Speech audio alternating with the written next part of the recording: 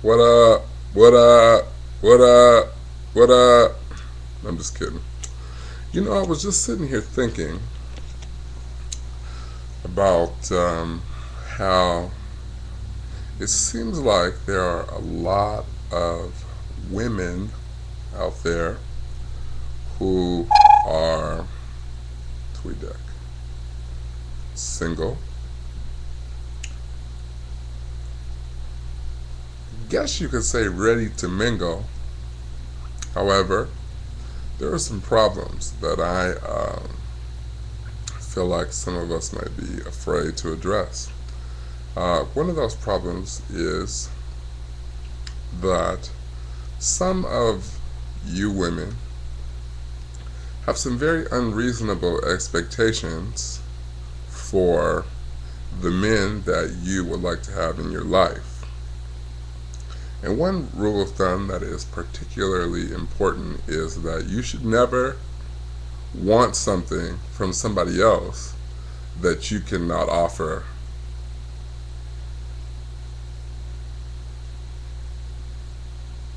I mean, how is it that you would like to have a man with good credit, a job, a decent car, a home, and you don't have any of that? I know this has been a topic that a lot of people have pontificated on before, but one of the trends that I'm seeing is that there are women out there who do have the house, the car, the good credit, blase, blase, but they are not emotionally stable. And that is like, I don't even know, I don't even know where to start. I mean, to me, like, if you're economically stable but you're not emotionally stable, like, you would be better off if you just didn't have any money. I mean, because nobody really wants to chase after somebody who is not emotionally stable. And there's some things that are telltale signs when a woman is not emotionally stable. They've not been really on the scene that much. They go on a date, they like the guy they go on a date with, and then they just start blowing him up, and then it's like the guy doesn't call him back quick enough, and they want to know if there's something wrong with him, like, you know, was it my hair? And then, like, just really overly concerned about like these ideal experiences that don't necessarily they aren't necessarily realistic anymore. Like, I mean, I just think about how, like, most people, and I can kind of identify with this too, but most people who have a whole lot of rules and they're high strung, those are usually the people who have a very limited amount of intimacy. I mean, because sometimes, and I learned this too, the more intimacy that you have with other human beings, there's some things that you learn to get over. Like, have you ever seen somebody that's like really, really, really in love, and everybody else around that person can't understand how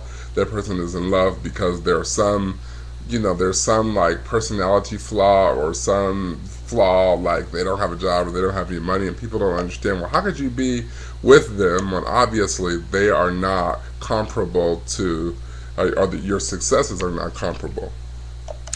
And it's just, I sincerely believe that there are some things that you overlook when you are in love. But people who are not emotionally stable and they have all these rules and everything has to work out perfectly, it has to be a certain way, those are generally the people who are alone.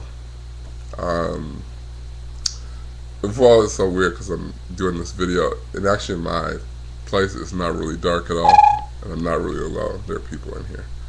But it is kind of dark. No, but really. And so that's something that I think that women need to really think about. Like, what is it that I want in somebody else that, number one, I can't provide or I don't have? And then number two, how can how can I excuse me, how can I strengthen myself emotionally to prepare for whatever experience I might want to have with a person of the opposite sex or a person that I'm interested in? Because that's really important, because it's a lot of work to deal with somebody's emotions. Like, you can deal with like their stupid habits, like they don't put the cap on the toothpaste, but like to really have to like always like feel like you're being dragged emotionally through somebody else's stuff is just so annoying. Like, it's really annoying.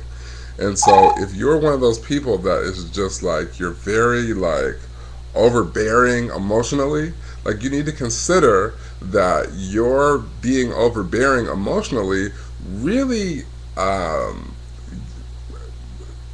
takes a front seat to anything else that you might have good that's going on in your life. So why aren't I have this? I have long hair. I have this, and no guy's interested in me. Well, it just might be that people can't handle you emotionally. And like, if you're going to the club and like you meet a guy and you're already in a relationship with him, that's an emotional problem. Like your mental, like, I mean, it's something that some people say, well, that doesn't sound emotional, that just sounds desperate. Well, desperation is, to me, a product of somebody being really emotional. Like, I think sometimes you have to suspend your emotions and say, oh my gosh, I need to step out of this situation and look at myself inside of that situation and say, gosh, why am I acting like that? Will be the best way to present myself right now. You know what I'm saying? No? Yeah? Maybe? What do you think?